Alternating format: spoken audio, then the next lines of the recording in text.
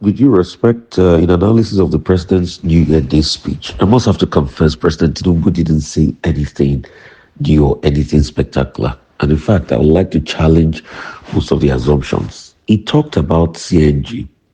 The question we should ask him is, what has been the adoption of CNG? Has the adoption of CNG reduced the need to be able to buy fuel? How many cars are CNG cars in the country as we speak today? I mean, these are the questions we should ask him. What has been the CNG policy? Because it's not just about saying, New Year Day speech and all of that, Nigerians are using CNG. No. What has been the adoption rates? How many CNG stations are in the country as we speak today? I mean, those are the questions we should be able to ask President Tinubu if he cares to answer. So that's number one. Number two, he also talked about the stock market record growth and has generated trillions of naira in wealth, and surge in public investment reflects renewed confidence. What has been the investment? Is it the same economy that you had Kimberly Clark, a company that a couple of years ago invested about over $100 million and was leaving at some point? Sanofi and a couple of other companies. So what surge, what's new investments has this stock market brought? Has it really translated to growth in the lives of the people? It says we are resolute in our ambition to reduce inflation from current high of 34% to 15%. How is it going to do it? It's not just by hoping and expectation.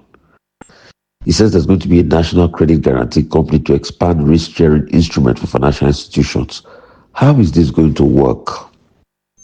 A national credit company is not just going to be able to increase, the credit prospect of Nigerians, just like we've had with student loans, that people still have to pay back this money anyway. And he says there's going to be a national identity project. I think the greatest national identity project should be accountability of our leaders. You can't be preaching a national identity project by Nigerians. How you can have a charter that will foster mutual commitment and leaders are rigging elections. That's not done. Nothing's going to happen.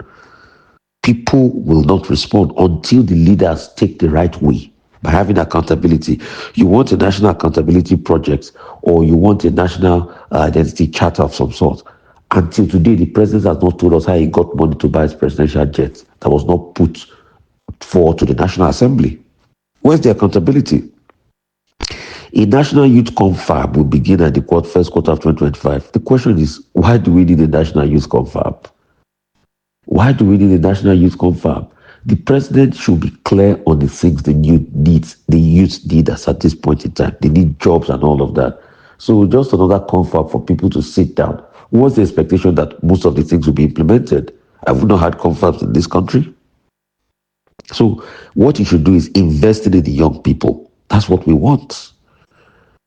He says to urge local governments to work closely with central government to seize emerging opportunities in agriculture and livestock. That should not be a big deal, but I don't see a need to now go and start up a new livestock ministry for that, because that's just another bureaucracy.